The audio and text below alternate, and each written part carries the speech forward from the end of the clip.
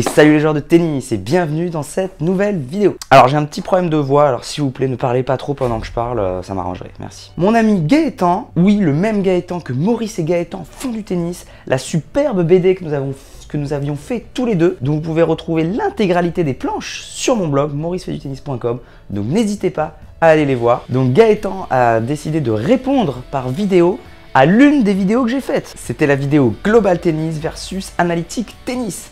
Et donc c'est une vidéo dont le sujet est vraiment fascinant, qui est le cœur même de l'enseignement, que ce soit tous les sports confondus. Donc forcément il y a sujet à débat et ça tombe bien parce que Gaëtan aime bien rentrer dedans pour dire ce qu'il pense. Et voilà, donc il a décidé de me répondre par vidéo et j'ai trouvé la démarche superbe. Donc j'ai décidé de vous la mettre sur la chaîne, ici dans son intégralité. Donc juste avant, je vous rappelle que si vous aussi vous voulez répondre à mes vidéos parce que vous n'êtes pas d'accord ou au contraire parce que vous êtes d'accord, ça me ferait plaisir aussi, n'hésitez pas à m'envoyer des vidéos et je répondrai avec grand plaisir. La vidéo de Gaëtan, donc qui propose ses arguments. Donc je rappelle, Gaëtan qui est un expert de la pédagogie et de l'apprentissage. Allez, je lui laisse la parole. Salut les joueurs de tennis et bienvenue dans cette nouvelle vidéo. Je m'appelle Gaëtan Murat et aujourd'hui j'aimerais répondre à Maurice fait du tennis suite à la vidéo qu'il a postée sur YouTube concernant cette vidéo qui fait un peu la comparaison entre la méthode Global Tennis, ce que lui appelle la méthode Global Tennis, et la méthode analytique. Et pour introduire ma réponse, deux choses. La première, c'est une question. Vous joueurs et vous joueuses de tennis, et toi Momo, durant votre vie de joueur et de joueuse, combien de fois pensez-vous avoir reproduit à l'identique 2 fois le même geste? Évidemment, 0. Un geste, une frappe au tennis, c'est une vitesse de frappe, c'est un angle de frappe, c'est un rythme de frappe, c'est une force de frappe. Et voilà, si vous voulez pervertir le tennis, on peut trouver tout un tas de caractéristiques pour parler d'une frappe. Évidemment que vous n'avez jamais reproduit à l'identique 2 fois le même geste. Maintenant, j'en viens au tennis, à la logique interne, pour reprendre des termes un peu, des gros mots. Voilà, je me la pète, j'ai fait STAPS, quelle est la logique interne de l'activité tennis? Eh bien, finalement, le but du jeu, c'est de marquer un point pour gagner le jeu, gagner le set et gagner le match. Comment faire pour gagner un point? Un point, ça se construit. Il suffit de placer la balle hors de portée de l'adversaire. Finalement, pour le déséquilibrer, pour rendre plus compliqué son retour, et finalement réussir à placer la balle hors de portée, en contre-pied, en smash, en amorti, ce que vous voulez. Mais pour réussir à mettre la balle hors de portée du joueur. Voilà comment on gagne un point. Donc finalement, si on cherche à rentrer dans l'activité tennis de cette façon-là, eh bien il s'avérerait que le tennis soit plutôt une histoire de relation, plutôt qu'une histoire de technique. Et quand je parle de relation, je parle de moi le joueur ou moi la joueuse, avec ma raquette, la balle, mon adversaire, et ce sont tous ces éléments-là qui rentrent en relation, et moi le joueur, je vais devoir gérer cette relation par rapport à une finalité qui est de marquer le point. Voilà. Donc avec ma raquette, je vais devoir frapper dans la balle pour placer la balle hors de portée de mon adversaire en fonction de ses placements et déplacements. Donc déjà, l'histoire analytique, l'histoire globale, non, pour moi le tennis c'est d'abord et avant tout une histoire de relation. Ceci étant dit, une fois qu'on a compris une fois qu'on part du principe que le tennis est une histoire de relation, vous comprendrez que finalement, il y a du global dans l'analytique, il y a de l'analytique dans le global, finalement, tout est dans tout. Et à un moment donné, à la fin de la vidéo, tu dis que voilà, l'idée c'est d'automatiser un geste pour le reproduire à l'identique. Mais ma question c'est pourquoi chercher à automatiser un geste de façon à pouvoir le reproduire à l'identique? Je pense que c'est une grosse erreur que de considérer qu'il existe une gestuelle référence et que si on arrive à reproduire à l'identique cette gestuelle référence, alors on pourra devenir performant sur le court. Je pense que c'est une absurdité. Le tennis est avant tout une histoire de relation. Et ça, il faut vraiment le garder en tête. À mon sens, ce qu'il faut automatiser, c'est la relation du joueur. Parce que avec la raquette, avec la balle, avec son adversaire. Parce que en fonction du placement adverse, en fonction du déplacement adverse, le joueur ne va pas effectuer le même coup droit. Pour une même balle, arrivant sur la raquette avec la même vitesse, le même angle, tout ce que vous voulez. Pour une même balle, en fonction du placement, du déplacement de l'adversaire, de ses points forts, de ses points faibles. L'intention de frappe ne sera pas du tout la même. On ne va pas du tout chercher à placer la balle au même endroit et la frappe ne sera pas la même. Donc ce qui est important, c'est de développer la capacité d'adaptation du joueur, adaptation dans l'instant. Il faut que le joueur soit centré dans sa relation et non centré sur son corps. Si on passe du temps à l'entraînement à se centrer sur la gestuelle du coup droit, la gestuelle du revers, la gestuelle de ce que vous voulez, on n'est plus dans la relation. Or, on doit être centré dans la relation. Où est mon adversaire? Comment il se déplace? À quelle vitesse? Évidemment que tous ces éléments se prennent instantanément en compte. Et donc, ça demande le tennis de la spontanéité. Être capable de, dans l'instant, par rapport aux infos qui se présentent, boum, ajuster un geste. Et si on a passé notre temps à l'entraînement à répéter à l'identique le même geste, comment on fait pour avoir cette capacité d'ajuster le geste à la réalité de l'instant? Très compliqué. Moi, je prône plus pour mettre en place une situation à l'entraînement. Je prends un exemple tout bête. J'y connais rien en tennis, excepté ma grande carrière de moins de 6, je ne suis pas du tout un expert. Mais on met en place une situation, fond de cours, voilà, il faut viser une cible assez large, on va dire un carré de 2 mètres sur 2 mètres, et il faut envoyer, voilà, sur 20 balles, il faut en envoyer un maximum là-dedans. Eh bien, ce que j'entends par automatiser la relation du sportif avec la raquette, la balle et le cours, c'est simplement, voilà, il a 20 balles et il doit en mettre le maximum dans cette zone, et en fait, son coach, ça va être les feedbacks. C'est-à-dire que on va lui dire, écoute, si tu envoies trop derrière la zone, la fois d'après, tu essayes de faire un peu plus court. Si tu envoies trop à droite de la zone, la prochaine fois, tu essayes de l'envoyer un peu plus à gauche. Si tu envoies dans la zone, la prochaine fois, tu essayes d'envoyer dans la zone. Finalement, on va le renvoyer à ses sensations, à ses repères kinesthésiques. Mais en tout cas, on va l'emmener à organiser son geste par rapport à un but. Envoyer la balle à tel endroit. Il faut se souvenir, encore une fois, le tennis, le but du jeu, c'est de mettre la balle hors de portée de l'adversaire. C'est de mettre la balle dans un endroit du terrain qui va rendre son retour compliqué pour le déséquilibrer et pour pouvoir après attaquer derrière. Donc, ça a du sens. Mettre une situation comme ça à l'entraînement où on va lui donner, travailler, chercher à atteindre une cible, ça va avoir du sens. Du coup, on est là totalement dans la relation. On n'est plus dans exécuter le même geste à l'identique. Non. On est dans prendre des informations, le coach m'envoie des balles et moi, je dois en mettre le maximum dans la zone. Voilà. Et j'ajuste en fonction du retour. Et vous, entraîneurs qui êtes des experts techniques, vous allez voir peut-être des défauts gestuels et c'est là que vous allez intervenir.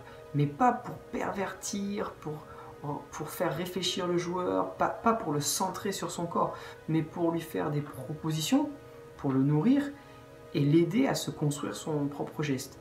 Donc vous allez lui suggérer des idées. Mais encore une fois, voilà, vous allez lui dire, bah, tiens, regarde là, tu as tendance à être trop court, pour être un peu plus long, moi je te propose telle ou telle chose. Essaye un peu plus ça. Le joueur va expérimenter et va choisir, il va créer sa propre histoire. Dans sa frappe coup droit, dans sa frappe revers. Finalement, ce qui est important, c'est de respecter la condition humaine. Et pour expliquer ce que j'entends par condition humaine, c'est cette idée, je prends une citation, créer rend heureux, copier rend malheureux. Voilà, il faut vraiment que le joueur se crée ses propres réponses aux problématiques qui vont se poser à lui dans la situation de compétition, dans la situation de jeu de tennis. Il faut que le joueur se crée son propre geste, sa propre histoire, il faut qu'il se crée son propre coup droit, son propre revers, son propre amorti. Et si ça se trouve, il en aura plusieurs, il n'y aura pas qu'un seul coup droit, au contraire. Il n'aura pas qu'un seul revers, au contraire. Pas qu'une seule amortie, au contraire. Et tout ça, il va se le créer à travers l'expérience, à travers la mise en situation. La mise en situation d'une situation réelle de jeu de tennis. Donc après, vous allez me dire, oui, mais ok, il existe quand même bien des fondamentaux à respecter, les fondamentaux du coup droit, les fondamentaux du revers. Oui, pourquoi pas? Pourquoi pas?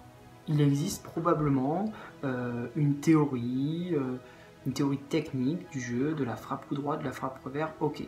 Mais pour prendre un exemple, là j'ai eu une discussion il y a quelques mois maintenant avec une femme qui est dans le ski, et elle m'expliquait que le ski, voilà, pour être performant en ski, il fallait respecter des critères biomécaniques assez stricts et que si on n'était pas dans le cadre biomécanique, impossible de performer. Et pourtant, un des mecs qui a un max de record, qui a énormément performé dans le ski, il va à l'encontre des critères biomécaniques posés par la théorie. Mais ce gars-là s'est créé sa propre relation avec son corps, avec la glisse, avec ses skis, avec la neige, et il a construit sa performance comme ça. Il a créé. Si technique il doit y avoir, si analytique il doit y avoir, alors il faut que ce soit pour simplifier au maximum le geste. Il faut que ce soit à visée de simplification, à visée d'efficience pour le sportif, pas à visée de complexification. Et on parle beaucoup de préparation mentale dans le tennis, j'irais même plus loin, à trop vouloir pervertir la technicité de ce sport, de cette activité. On nomme tout un tas de choses, la mise à niveau, la boucle, j'en passe parce que je ne suis pas un expert du tout, mais on nomme tout un tas de petits détails techniques. Le fait de les nommer, eh ben, c'est comment dire, une source potentielle pour nourrir le mental. Voilà. Ah ouais, mais là c'est ma mise à niveau. Ah ouais, mais là c'est ma prise qui est pas bonne. Ah ouais, mais là, et là ça cogite. Et à partir du moment où on a activé notre processus mental, ou à partir du moment où on pense, on n'est plus dans l'instant présent, on n'est plus dans la spontanéité, on n'est plus dans la relation avec la raquette, la balle, l'adversaire et le jeu. On n'est plus dans la spontanéité de l'instant présent. Vous, experts techniques, puisque vous êtes des coachs, c'est important que vous maîtrisiez sur le bout des doigts l'histoire de votre sport, l'évolution des différentes techniques. C'est important que vous maîtrisiez ça parce que vous allez être là pour accompagner la performance du sportif, et dans cet accompagnement il faut que vous ayez des propositions à lui faire, des suggestions, il faut que vous ayez de quoi le nourrir. Donc si vous connaissez rien à votre sport, et c'est pour ça que je ne peux pas être entraîneur de tennis, ça va être difficile d'être source de propositions et ça va être difficile d'avoir un regard sur le joueur. Mais encore une fois, c'est lui qui va se créer les choses, nous on va être là pour l'accompagner. Donc lui il n'a pas forcément besoin d'avoir tous les termes techniques comme on trouve dans les manuels de la fédé de tennis. Par contre, ce qui peut être intéressant pour le joueur de tennis, c'est que, bon, si on regarde tous les matchs de tennis qui ont eu lieu depuis la naissance de ce sport, on s'aperçoit quand même qu'il y a un certain nombre de problématiques qui se posent aux joueurs et qui reviennent. Voilà, il y a les problématiques auxquelles sont confrontés les joueurs et les joueuses de tennis ont tendance à se ressembler les unes les autres. Ce qui va être intéressant pour le joueur, c'est de voir comment d'autres joueurs ou joueuses de tennis ont trouvé les réponses aux problèmes qui se posaient à eux en situation de compétition. C'est-à-dire que les problématiques qu'ils rencontrent en situation de... Il y a un coup qui siffle dehors, ça me perturbe. C'est-à-dire que les problématiques qui se posent aux joueurs de tennis et auxquelles il va devoir apporter des solutions dans le jeu, le joueur va pouvoir s'inspirer de ce que d'autres joueurs ont fait auparavant. Comment ce joueur a résolu telle problématique. Pour une même problématique, pour une même tendance de problème qui se pose aux joueurs, tous les joueurs n'ont pas répondu de la même façon. C'est pour ça que c'est important de s'intéresser à son sport, de s'intéresser à sa pratique pour se nourrir et pour trouver des exemples de réponses que d'autres joueurs ou d'autres joueuses ont trouvé pour résoudre un problème qui se posait à eux. Puisque voilà, les problèmes qui se posent aux différents joueurs et joueuses ont tendance à se ressembler. C'est plus ou moins les mêmes. Quand même. Donc ça c'est important de s'intéresser à son sport. Si technique, si méthode analytique il devait y avoir, c'était à viser de simplification. Il faut qu'on cherche l'efficience du geste et pas la vérité. Donc pour moi, tout est dans tout. Il y a un peu de global dans le particulier, il y a du particulier dans le global. C'est comme le yin et le yang, c'est une histoire d'équilibre. On ne peut pas compartimenter tout. Pour moi, ça n'a pas de sens que de chercher à automatiser un seul et unique geste. Pour moi, ce qu'il faut chercher à développer, c'est la capacité d'adaptation motrice à la réalité de l'instant, la capacité d'adaptation mentale à la réalité de l'instant, et tous les compartiments qui ont pu être inventés pour pervertir l'activité tennis. En somme, ce qui est important à développer, c'est la capacité d'adaptation du joueur ou de la joueuse. Et pour ça, la question à mon sens n'est pas de savoir s'il faut faire plutôt du global, plutôt du particulier. La question est pour moi de respecter la relation du joueur ou de la joueuse avec la raquette, avec la balle, avec l'adversaire, avec le court, et surtout ne pas perdre de vue la finalité de l'activité qui est de placer la balle dans un endroit stratégique du terrain pour déséquilibrer son adversaire et pouvoir finir le point en mettant la balle hors de portée de l'adversaire. C'est comme ça qu'on gagne les jeux, c'est comme ça qu'on gagne les sets et c'est comme ça qu'on gagne les matchs. Voilà. Après, suivant les forces, les faiblesses de mon adversaire, suivant mes forces et mes faiblesses à moi, la tactique ne sera pas la même et je vais construire une stratégie en me renseignant sur mon adversaire pour adapter mon style de jeu, pour mettre mes points forts dans ses points faibles. Je vais construire une tactique, mais après il y a la préparation donc, et le deuxième temps c'est la réalité de l'instant présent. Et là, le joueur doit être simplement, pour être spontané, pour être réactif, il doit être pleinement capable d'adapter la motricité de son geste dans le but de marquer le point. Aussi simplement que ça. Donc on est bien loin là de la répétition d'un geste identique, de la technique, on est bien loin de tout ça, on est bien loin de la perversion. Les problématiques mentales, probablement qu'elles peuvent aussi s'estomper, s'atténuer, parce que finalement on aménage les entraînements pour laisser de la liberté aux joueurs, la liberté de création pour trouver des réponses aux problèmes qui vont se poser à lui. Notre rôle d'entraîneur à nous, c'est finalement de lui tendre des pièges, de lui poser des problèmes, et après de le nourrir, de le guider, de l'accompagner dans sa performance pour qu'il trouve des solutions aux problèmes qui se posent. Mais on n'est pas là pour lui faire répéter des gestes qui ne sont pas les siens, pour lui faire apprendre ces gestes-là qui ne sont pas les siens. On n'est pas là pour le faire recopier, répéter inlassablement, parce que ça va le rendre malade, et c'est pour ça qu'il y a des préparateurs mentaux. On est là pour le mettre en situation de création. Et là, le plaisir de ça, le plaisir va naître. Chercher la victoire à tout prix, gagner, je ne sais pas si c'est le plus important. En tout cas, ce qui, pour moi, a du sens, c'est le plaisir et sera source de plaisir, la capacité à trouver des réponses à des problèmes qui se posent à moi dans l'instant. Donc pour moi, il y a deux temps. Le temps de la préparation, j'analyse le jeu de mon adversaire, je réfléchis ses points forts, ses faiblesses, j'ai mon style de jeu à moi que je développe, et par rapport à mon adversaire du jour, je mets en place une stratégie, une tactique. Donc là, je me suis préparé au max, mais même si on est le mieux préparé du monde, et c'est ça la beauté du sport, il y a tout un tas de paramètres qui font que la situation de compétition est complètement imprévisible. Et c'est la capacité du sportif à s'adapter aux paramètres environnementaux qui va le rendre performant. Ce joueur-là, il est censé être faible là, et aujourd'hui, il s'avère qu'il a trouvé des réponses. Mince, ça met en branle un peu toute ma stratégie. Comment je fais? Voilà. Eh bien, je prends des infos et je crée, je m'adapte. J'adapte ma motricité. Si vous voulez, pour moi, ce qui est premier dans l'activité tennis, c'est la finalité. Marquer un point. C'est ça qui est premier. C'est pas la technique qui est première. La technique, on s'en fout. Ce qui est premier, c'est marquer le point. Mettre la balle hors de portée de l'adversaire. Déséquilibrer l'adversaire. C'est où je mets la balle dans l'instant présent. Ça, c'est important. Donc, ce qui est premier, c'est la finalité de l'activité. Marquer le point, mettre la balle hors de portée de l'adversaire. Ensuite, technique, le travail analytique. Ce seront des moyens pour aider le sportif à être plus efficace, plus efficient. Donc ça veut dire que si on travaille un peu plus techniquement, de manière un peu plus analytique, alors ça doit être pour simplifier les choses, pas pour les rendre plus complexes. Parce que si on complexifie, on nourrit le mental. On lui ouvre la porte pour qu'il tourne à fond. Et si le mental tourne à fond, on devient fou. On commence à penser, on pense qu'il faut qu'on aille chercher un préparateur mental, donc lui il va nous faire travailler encore plus, on va cogiter, non, il faut simplifier les choses, il faut épurer au max pour être libre, pour se donner de la place, pour créer, pour être concentré sur l'instant présent. En conclusion, pour moi l'entraîneur, il est là pour mettre en place une situation de compétition, pour poser des problèmes au sportif, pour lui tendre des pièges et pour l'accompagner dans sa performance en lui faisant des propositions, des suggestions, en lui faisant expérimenter des choses. Voilà le rôle de l'entraîneur pour moi en tennis. Il va être aussi, quand l'entraîneur met en place des situations de savoir se poser en position d'observateur pour calibrer un petit peu ce qui est en train de se passer et pour mieux pouvoir accompagner la performance du sportif. Mais celui qui crée, c'est le sportif. L'entraîneur accompagne, le sportif crée. Voilà mon petit loulou. Écoute, je sais que j'ai zappé plein de trucs, mais bon, comme il n'y a personne pour rétorquer mes phrases, c'est compliqué.